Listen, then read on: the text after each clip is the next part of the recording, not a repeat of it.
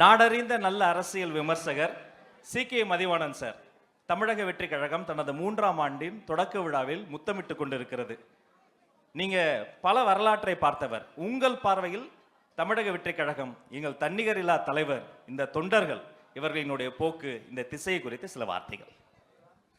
முதல்ல இந்த 3வது ஆண்டு விழாவில் நுழைந்திருக்கிற தமிழக வெற்றி கழகத்திற்கு என்னுடைய அன்பான வாழ்த்துக்களை தெரிவித்துக் கொள்கிறேன். இந்த நிகழ்வுக்கு என்னை அழைத்த பொதுச் செயலாளர் ஆனந்த் அவர்களுக்கும் துணை பொதுச் செயலாளர் ராஜ்மோகன் அவர்களுக்கும் நன்றியை தெரிவித்துக் கொள்கிறேன். அடுத்த முறை 3 வருடம் முடிஞ்சு 4வது ஆண்டு விழாவின் போது தமிழகத்தின் முதலமைச்சராக கலந்து கொள்கிற இந்த விழா இதே அரங்கிலே அல்லது இதைவிட பெரிய அரங்கிலே நடக்க வேண்டும் என்று வாழ்த்துகிறேன். இன்றைக்கு தமிழ்நாட்டில் பார்த்தீங்கன்னா, இந்தியாவில் 2 கட்சிகள் தான் நூற்றாண்டுக்கு மேலே இன்றைக்கும் களத்தில் இருக்கின்றன. ஒன்று காங்கிரஸ் கட்சி, இன்னொன்று கம்யூனிஸ்ட் கட்சி. நம்முடையன்னா நீங்கள் நம்ம மெம்பரை சேரல, ஆனால் மானசீகமான ஆதரவாளர் ஃப்ரம் டே 1 முதல் நாளிலிருந்து நான் ஆதரிக்கிறேன். ஏன்னா இது ஒரு வித்தியாசமான கட்சியாக இருக்கிறது, வேறுபட்ட ஒரு கட்சியாக இருக்கிறது. 2 கட்சிகளை பார்த்து அலுத்து சலித்து வெறுத்து போன என்னை போன்ற ஒரு 30% தமிழர்களுக்கு ஒரு நல்ல வாய்ப்பாக இந்த கட்சி அமைந்திருக்கிறது என்பதுதான். நான் பல நேர்காணலில் பேசி நீங்கள் கேட்டிருப்பீங்க, 51 வயசில் இவ்வளவு நிதானம் ஆகவே ஆகாது. எவ்வளவுதான் ப்ரோவோக் பண்ணாலும் அதை அமைதியாக கடந்து செல்கின்ற அவருடைய அந்த நிதானம்தான் இந்த கட்சியினுடைய வெற்றிக்கு அடித்தளம் என்று நான் நினைக்கிறேன். இந்த கட்சி பல 100 ஆண்டு காலம் ஓங்கி வளர்ந்து தமிழ் மக்களுக்கு சேவை செய்ய வேண்டும், தமிழ்நாட்டை மேம்படுத்த வேண்டும் என்று நான் விரும்புகிறேன். ஒரே ஒரு விஷயத்தை நான் உங்ககிட்ட சொல்லணும்னு நினைக்கிறேன். அதாவது பல பேர் கட்சி தொடங்கி கட்சி நடத்திட்டு இருக்காங்க. இன்றைக்கு இந்த கட்சிக்கு 2 வருஷம்தான் ஆயிருக்கு வயசு, குழந்தை என்ன கேட்டா. ஆனால் இந்த குழந்தை 28-30% மக்கள் ஆதரவை பெற்றிருக்கிறது. இன்றைக்கு இது நாளுக்கு நாள் அதிகம். இந்த கிராஃப் ஏறிக்கிட்டே இருக்கும், மற்றவர்கள்லாம் இறங்கிட்டே இருக்கும். இன்னும் ஒரு 70 நாள் 80 நாள் தான் இருக்கு. நிச்சயமாக வெற்றி கோட்டை இது தன்னந்தனியாகவே தொடும் என்ற நம்பிக்கை என்னை போன்றவர்களுக்கு இருக்கிறது. மற்றவர்களெல்லாம் 30 வருஷம் அரசியல் பண்ணவர்கள்லாம் எனக்கு தெரியும், இன்னும் 3% வரல. 16 வருஷமா ஒருத்தர் களமாடிட்டு இருக்காரு, அவர் 8% தாண்டல. ஆனால் தமிழக வெற்றி கழகத்தின் தலைவர் அவர்கள் இன்றைக்கே 30% அதை தாண்டி இருக்கிறார் என்றால் இது ஒரு இமாலய வளர்ச்சி, அசுரத்தனமான வளர்ச்சி. நேற்று கேரளாவில், எனக்கு கேரளா கனெக்ஷன் உண்டுங்க, ஏன்னா என் மனைவி கேரளாவை சார்ந்தவர், ஆலப்புழை. மாதத்துக்கு ஒரு வாட்டி நாங்கள் போயிருப்பேன். ஸோ கேரளா பாலிடிக்ஸ் எனக்கு அத்துப்படி.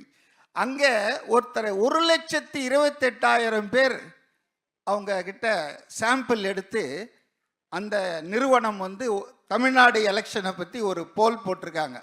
நிறைய விஷயங்கள் சொல்லியிருக்காங்க. அதில் ரொம்ப முக்கியமான விஷயம் என்னன்னா, திமுகவுக்கும் தமிழக வெற்றி கழகத்துக்கும் தான் போட்டி கடுமையாக இருக்கிறது என்ற விஷயத்தை அவர்கள் சொல்லியிருக்கிறார்கள். தமிழ்நாட்டு ஊடகம் சொன்னால் நான் நம்ப மாட்டேன், ஈவன் இந்தியா டுடேவே சொன்னாலும் நம்ப மாட்டேன். எல்லாம் பயாஸ்டு, ஒரு நடுநிலை கிடையாது. அப்போ அவங்க என்ன சொல்கிறாங்கன்னா, த கேப் இஸ் கெட்டிங் ஷார்ட்டர். 1% 1.5% தான் இருக்கு திமுகவுக்கும் தாவேகாவுக்கும். ஆக அது எந்த நேரத்திலும் பிரீச் பண்ணலாம் என்ற ஒரு கருத்து நேற்று இரவு நான் பார்த்தேன். அதே போல நீங்கள் விரும்பும் சீஃப் மினிஸ்டர் என்ற இடத்துல ரொம்ப ஷார்ட்ல 2 பேர் இருக்காங்க, ஸ்டாலினும் திரு விஜய் அவர்களும். ஆனால் 4.5 வருஷம் முதலமைச்சராக இருந்தவர் 7வது இடத்துலயே 6வது இடத்துலயே இருக்கிறாரு. நாளைக்கு முதலமைச்சர் ஆகலான்னு ஒருத்தர் கனவு கண்டுட்டு இருக்காருல, அவர் 15வது இடத்துல இருக்கிறாரு.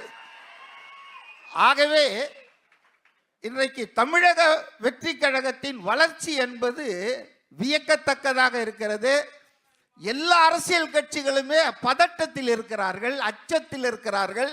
அதை என்னால் உணர முடிகிறது. வெளியே ஒன்றா சொல்லிக்கலாம், நாங்கள் 75 வருஷம் கட்சி, நாங்கள் 50 வருஷம் கட்சின்னு. ஆனால் அவர்களுடைய தேர்தல் தயாரிப்புகள் 1.5 வருஷத்துக்கு முன்னாலே தொடங்கினாங்க. கலைஞர் அவர்கள் எம்ஜிஆர் கிட்ட 13 வருஷமா ஆட்சியை பறிகொடுத்து இருந்தபோது கூட ஒருபோதும் 6 மாசத்துக்கு முன்னால தேர்தல் பணியை தொடங்கியதே இல்லை. ஆனால் நாங்கள் தான் 21, 26, 31, 36ன்னு வாய்ச்சவடால் அடிக்கிறவர்கள் 2.5 வருஷத்துக்கு முன்னால இருந்தே இந்த வேலையை தொடங்கிட்டாங்க. ஆகவே அவர்களுக்கு உண்மையிலேயே களத்தில் என்ன இருக்குது என்று தெரிகிறது. அதன் காரணமாகத்தான் இன்றைக்கு கரூரில் நம்ம அதை பற்றி பேசக்கூடாது, விசாரணை இருக்கு. ஆனாலும் இவர் வெளியே வரக்கூடாது என்று நல்ல வேளையாக மிகச் சரியாக அந்த 2 விஷயத்தை நீங்கள் நீதிமன்றத்தில் கண்டெஸ்ட் பண்ணியிருக்கீங்க. அது ரொம்ப தேவையானது. இறுதியாக ஒன்று, ராஜ்மோகன் வரார், எனக்கு சிக்னல் கிடைக்குது.